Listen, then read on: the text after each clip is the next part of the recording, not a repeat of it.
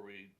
Hey guys, Asian here with another dungeon guide. This time we're doing City of Ash There are 1. people that Here with me help today are the Say family. drop. Mrs. is healing, Mr. is DPS, Reaper's also here as a DPS. For those of you who aren't privy to Discord, everybody knows that Reaper calls City of Ash 1 his second home. So he's going to be showing us where all the heavy sacks and chests are. So you can actually skip about 95% of the mobs here. You just have to jump down the waterfall, make sure you hit the water, not the ground, otherwise you will die from the fall damage. From there you basically follow the river to your left.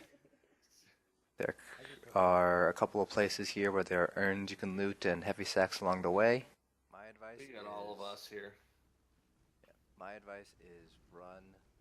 Yep, you just gotta keep following the river all the way up to the left. You'll be able to skip all of the trash mobs and just fight one group before the first boss. There's sometimes a chest here. Holy snap. We're gonna go ahead and loot that.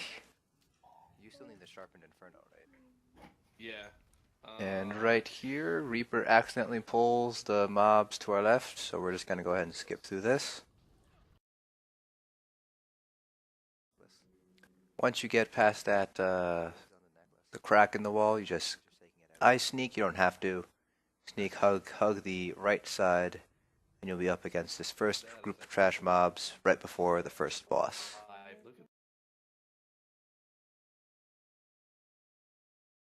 First boss is right here, is a Lurcher, Infernal Guardian. Tank is going to want to face the boss away from those stairs. He has a couple of moves that you got to be aware of. First one is he will do an AoE attack like that on the person he's targeting. The second one is this move where he shakes around and unleashes a bunch of fireballs. This is why you want to face him away from the group, from the stairs. DPS and healer are going to stay on the stairs and burn him down. As you can tell with this fight and the name of this dungeon, there's going to be a lot of fire in this dungeon. So if you're a vampire, you might want to reset your vampirism so you don't take that extra 25% increased damage from fire. Once you beat the Infernal Guardian, you're just going to follow the river back towards the middle of the map. There was a quest?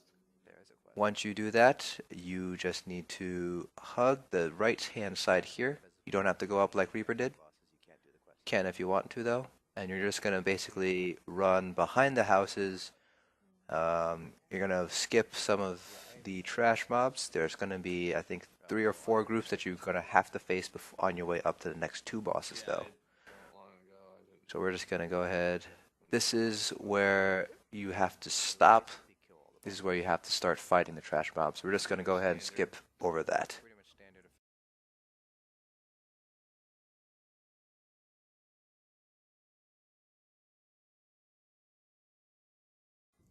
This is your next boss. He is really easy, really straightforward. Comes with 3 Banekin adds, and he'll summon some more during the fight. But as we all know, by this point, Banekin are not particularly dangerous. He has an AoE move that is centered on him. Again, not that dangerous. Once you beat him, you'll continue on up the stairs to this platform where you fight against the next boss. He'll do a teleport strike onto a random player. Nothing the tank can do about that.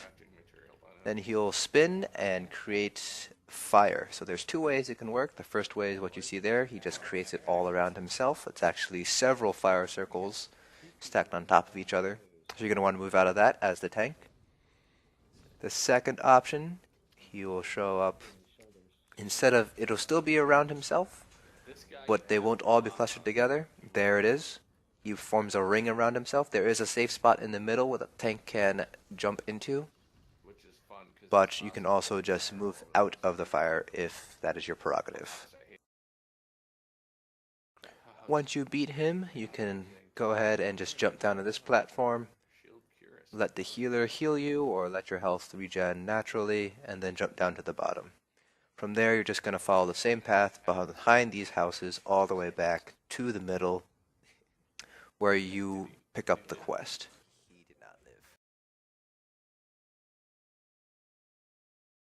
Once you get to the middle, beat the trash mobs. A couple of Banekin and Scamps will appear with the next boss, which is a Fire Atronach. Doesn't have many mechanics outside of throwing a line of fire at a random person. Her fire circles that she summons, they do a little bit more damage than your normal Flame Atronach, but other than that, it's a standard tank and spank. Just take care of the ads that show up with her.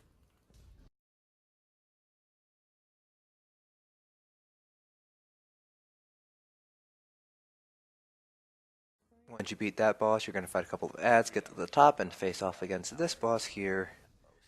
She doesn't have that many mechanics. She has a AoE attack where she swings her sword around her head. And the one interesting mechanic that you have to keep aware of is she'll form 4 fire circles, disappear, and create copies of herself. The copies have very low health. As you can see, we just burned them down almost instantly.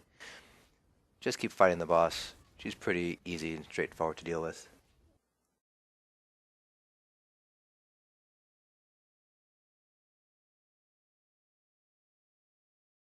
Once you step through the door, you'll see an Oblivion portal, and the final boss, will come out of that portal. He's an archer, isn't particularly dangerous unless you're a stage 4 vampire. He will fire an arrow at a random person, and where the arrow lands, a cross of fire will shoot out across the ground. He will summon some Flame Atronach ads. They do not have anything special mechanics around them. At some point, he will teleport, turn himself into a ball of fire, and jump to different areas on the map. And I have to jump and follow him around. He jumps to each of the 4 platforms, so the middle, where the scroll of battle is, where he spawns, the left platform and the right platform, just follow him around. At some point, he will shoot an arrow at you and turn you on fire, applying a damage over time effect. You can either heal through that, or you can jump into the water to get rid of it. You can see here Sei is on fire right now, our healer, so she would just have to jump into the water to clear that debuff. Beyond that, it's pretty much tank and spank. He will summon 2 Atronach ads when he hits about 25%, but they are not dangerous. You can pretty much ignore them or burn them down. It's up to you.